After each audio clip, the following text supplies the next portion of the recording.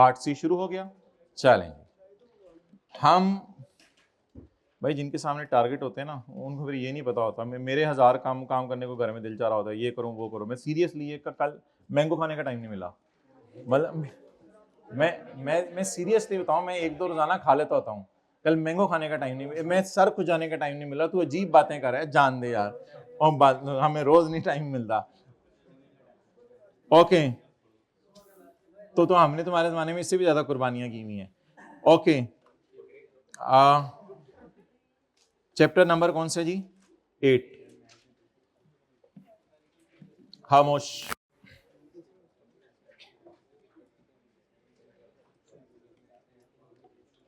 भाई टेक लगाएं।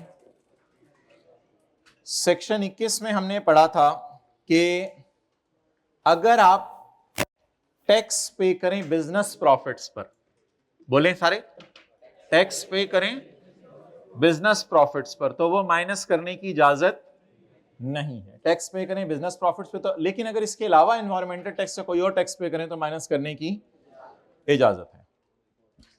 तो इफ सेस रेट और टैक्सेस पेड इन पाकिस्तान और foreign country on business profit, then it is.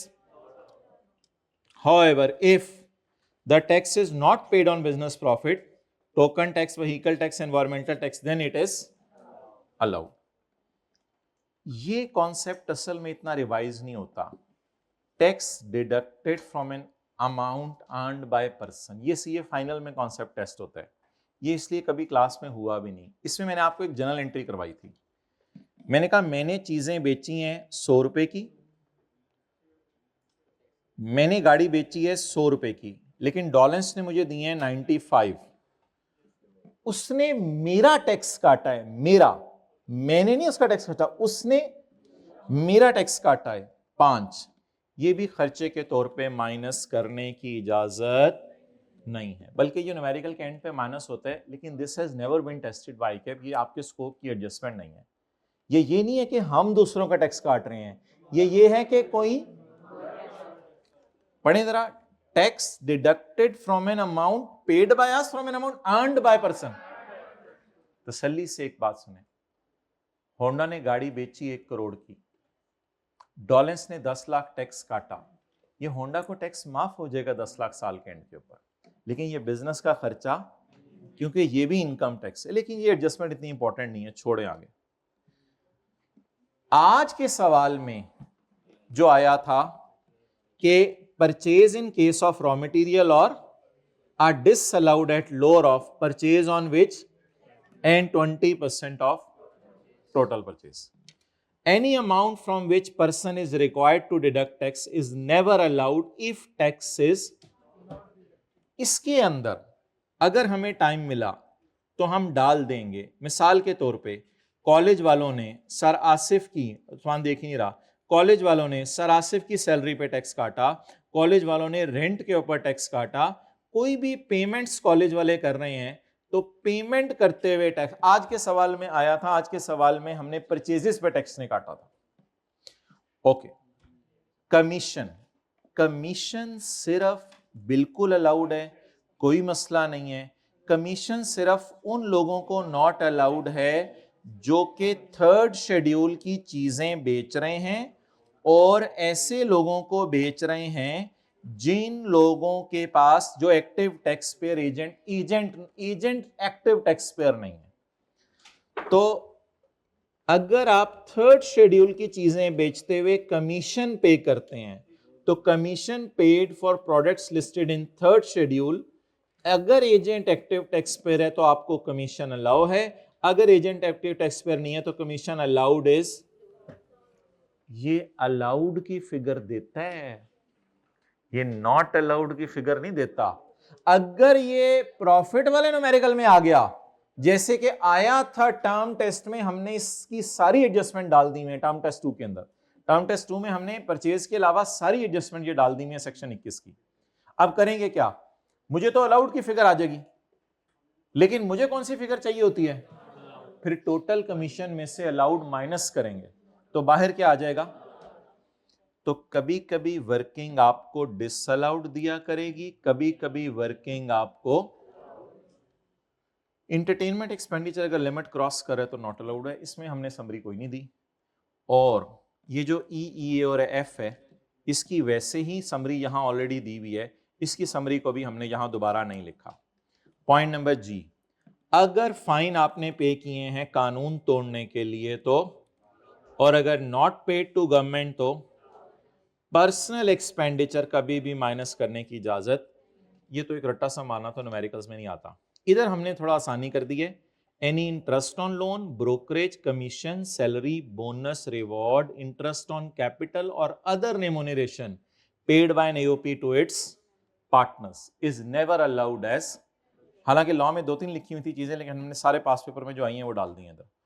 Okay, expenditure under a single account head exceeding 2.5 lakh, deduction is allowed if payment is made through following modes, सिर्फ, वरना नहीं। Following payments can even be made in cash, ये payments cash में हो सकती हैं, ये आपको बताया था। Any salary paid is not allowed if it is exceeds 32,000 and paid otherwise then by, अगर इनके अलावा पे की तो सैलरी नॉट अलाउड है। अगर इनके, अच्छा सैलरी 2 वजह से नॉट अलाउड होती है, टैक्स ना काटें तो भी सैलरी नॉट अलाउड है, और 32,000 से ऊपर की कैश में पे कर दें तो भी नॉट अलाउड है। Any expenditure paid of capital nature, जैसे आज के सवाल में था वो हमने एडवांस दिया हुआ था, और सॉफ्टवेयर भी, इन दोनों को, how ever depreciation, amortisation and initial allowances allowed, यानी पूरा प्लांट डिसअलाउ होगा, इसकी डेप्रिसिएशन अलाउ हो जाएगी। एडवर्टाइजमेंट बिल्कुल अलाउड है, हर बिजनेस पूरी की पूरी एडवर्टाइजमेंट माइनस कर सकता है। 1 मिनट, ये 3 चीजें हैं, कमीशन, इंटरटेनमेंट, एडवर्टाइजमेंट, तीनों में जमीन आसमान का फर्क है। कमीशन सिर्फ उन लोगों को डिसअलाउ है जो 3rd शेड्यूल की चीजें बेच रहे हैं और उनका एजेंट नॉन एक्टिव है। एंटरटेनमेंट तो सारे बिजनेस को ही अलाउड है अगर लिमिट्स के अंदर है। एडवर्टाइजमेंट एंटरटेनमेंट नहीं होती, एडवर्टाइजमेंट होती है पब्लिसिटी करना। पब्लिसिटी सिर्फ फार्मास्यूटिकल मेन्यू को नॉट अलाउड है, लेकिन हमारा फॉर्मूला यहां भी उल्टा है, is allowed at lower of actual और 10% ऑफ सेल। उठा दें उनको, कर लें रिवीजन या फिर चले जाएं जैसे भी। आगे, बिजली के बिल अगर लिमिट्स क्रॉस कर रहे हैं तो नॉट, उसमें कोई लिमिट नहीं दी हुई लॉ में करने। Purchases from non NTN person, Usman purchases from no, वो 10 दफा उसने डायग्राम चेंज किया, बेचारा क्या करे, डायग्राम तो नहीं काबू आती ना ऐसे, 10 दफा, ये 10 दफा तो नहीं, 15 दफा मेरे ख्याल से अब तक कर चुके हो, 4-5 दिन के तो हम लगे हुए हैं। Purchase from non NTN person, purchase किन लोगों से किए आपने? नॉन एनटीएन पर्सन, जिनके पास NTN 10% purchases are not allowed, 10% purchases not allowed हो जाएंगी। ये भी अल्लाह का शुक्र है नॉट अलाउड की फिगर दे रहा है, यानी अगर 100 की परचेज की है तो 10 मिलियन। आपने किस बंदे से परचेज किया जाके? जिसका एनटीएन नहीं है। ये प्रोविजन नॉट एप्लीकेबल है to agriculture produce purchase from grower. अगर आप ग्रोअर से खरीदें तो फिर बोलें क्या असूल है, फिर आप एनटीएन के बगैर भी, अगर आप बेचारे किसान से खरीदें तो उसके पास एनटीएन होता ही नहीं, तो कोई मसला नहीं।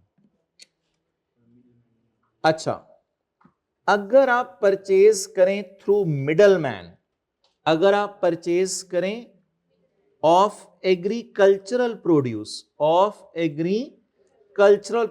थ्रू मिडल मैन, तो फिर भी ये क्या हो जाएगी? Not allowed. अब 1 मिनट जरा सुनिएगा, हम इसमें 2 चीजें अलग अलग करेंगे। परचेज ऑफ एग्रीकल्चर प्रोड्यूस अलग कॉन्सेप्ट है, purchase of machinery, purchase of धागा, परचेज ऑफ कंप्यूटर, ये सारी चीजें अंदर आएंगी। जनरल रूल ये है कि 10% परचेज डेड होनी है, जिस मर्जी से खरीदो। लेकिन एग्रीकल्चरल में 2 ऑप्शंस हैं। अगर आप एग्रीकल्चरल वाली चीज किससे खरीदो? डायरेक्टली किससे? ग्रोअर से, तो खैर है। और अगर आप एग्रीकल्चर वाली चीज मिडल मैन से खरीदो लेकिन अगर एग्रीकल्चर के अलावा वाली खरीदो, ये डायग्राम आपके सामने आएगी, अगर एग्रीकल्चर के तो वो तो जिस मर्जी से खरीदो वो 10% डेड है। तो जनरल रूल बताएं, हर परचेज डेड है कितने परसेंट? अगर खरीदने वाले का पक्का एनटीएन नहीं। ओके, अगर आपने अपने आप को एफबीआर से इंटीग्रेट नहीं कराया तो डिसअलाउ हो जाएगा अप टू 8% ऑफ एक्सपेंडिचर। अगर आपने चीज बेच के पैसे 2 लाख से ऊपर एक बिल के कैश में लिए, यानी 2.5 लाख 3 लाख रुपए, आपने एक बिल बनाया 6 लाख का, एक बिल बनाया 6 लाख का, उसमें 2 लाख 1 रुपया कैश में ले लिया, तो फौरन आपका 50% एक्सपेंस क्या हो जाएगा? डिसअलाउ हो जाएगा। दोबारा सुन लें, आपने बिल बनाया 9 लाख का, एक कस्टमर आया, आपने उसको बिल बना के दिया 9 लाख का, जैसे ही बिल आपने उसको 9 लाख का बना के दिया तो 9 लाख में से 3 लाख उसने कैश में दे दिए। जितना भी खर्चा होगा ना उस डील का खर्चा, उस पर 50% लगाइएगा, वो डिसअलाउ हो जाएगा। अगर डॉक्यूमेंट्री एविडेंस नहीं है तो भी, विदहोल्डिंग टैक्स भी आसान बात थी, ये देख लीजिएगा। इसके बाद है सेक्शन 76। एक मिनट, मैं क्लोज कर रहा हूं। परचेज एसेट में ये सारी चीजें ऐड होती हैं, लेकिन अगर किसी चीज को लॉ मेकर ने खर्चे में डालने को कह दिया, छोड़ें। पर्सनल एसेट अगर घर ले जाएं तो इसकी कॉस्ट होती है फेयर वैल्यू, और अगर खुद बनाएं एसेट तो इसकी कॉस्ट होती है प्रोडक्शन के सारे खर्चे। फॉरेन करेंसी लोन में अगर एक्सचेंज गेन आ जाए रीपेमेंट पे तो वो एसेट में से लेस करने, और अगर एक्सचेंज लॉस आ जाए तो वो ऐड करना है, और डेप्रिसिएशन आपने कैलकुलेट करनी है गेन लॉस रिकॉर्ड करने के बाद। हेजिंग एग्रीमेंट मतलब इंश्योरेंस अगर कहीं से करा लिया तो फिर आप लोगों ने ये गेन लॉस रिकॉर्ड नहीं करने। अगर आपने कहीं से इंश्योरेंस करवा लिया तो ये गेन लॉस रिकॉर्ड नहीं करने। अगली बात, ग्रांट और सब्सिडी में आपने स्टार्ट करना है नेट अमाउंट से, एंड देन अगर ग्रांट एग्जेम्प्ट है तो डू नथिंग, और अगर ग्रांट तो नेट कॉस्ट में ऐड कर दें। बात कितने लोगों को याद है? नहीं याद? और अगर पार्ट डिस्पोजल हुई है तो सुने, एक मिनट, तो कंसिडरेशन का मसला नहीं है। मैंने ये मोबाइल, ये मार्कर है, इसमें से अगर मैंने ढक्कन बेच दिया तो फिर इस पूरे मार्कर को मैंने इकट्ठा खरीदा था, इसकी 4 साल पुरानी दोनों की फेयर वैल्यूज लेंगे और 4 साल पुरानी कॉस्ट को 4 साल पुरानी फेयर वैल्यूज की बेस पर अपोर्शन करेंगे। 2 मार्कर इकट्ठे बेच रहे हैं या एक मार्कर का टूटा हुआ हिस्सा? बैठ जाए 2-3 मिनट में वाइंड अप कर रहे हैं, सब्र थोड़ा सा। आगे जो वादा किया था आपसे इंशाल्लाह पूरा करेंगे। A portion original cost between retained and according to the fair values at the time of एक्यू। लेकिन अगर आपने एसेट बेचा है तो जनरल रूल है, एक मिनट, जनरल रूल है कंसिडरेशन इज एक्चुअल और फेयर मार्केट। ये ब्रैकेट वाली बात नहीं पढ़नी आप लोगों ने, ठहर जाना है। अच्छा, और if leased asset is acquired, इसके ऊपर हेडिंग हम देंगे लीज्ड एसेट की। इफ एट मैच्योरिटी तो कॉस्ट रेजिडुअल वैल्यू होगी, और बिफोर मैच्योरिटी तो बार्गेन, और अगर एसेट डिस्ट्रॉय हो गया तो इंश्योरेंस वगैरह से जो पैसे मिले और फेयर वैल्यू याद है ये बात। और अगर पर्सनल एसेट बिजनेस यूज में ले गए हैं तो कितने का बिका, और अगर बैंक या लीजिंग कंपनी ने एसेट बेचा तो ये भी आप रिवाइज कर लीजिएगा। मल्टीपल एसेट्स का रूल बता दें भाई, मुझे पता है 5 बज गए, मल्टीपल एसेट्स का रूल बता दें। मैंने ये दोनों अलग अलग खरीदे थे लेकिन बेच, तो आज जो इन दोनों के इकट्ठे पैसे आए हैं उनको डिवाइड करेंगे दोनों की फेयर वैल्यू से और मल्टीप्लाई करें एक की फेयर वैल्यू से, ताकि क्या निकल आए। अब ये पार्ट सी आधा समझ आया या पौना समझ आया, मुझे इससे कंसर्न नहीं, कम से कम आप वो सेक्शन जब रिवाइज किया करें तो उसके बाद इस पार्ट को अटेंड कर लीजिएगा।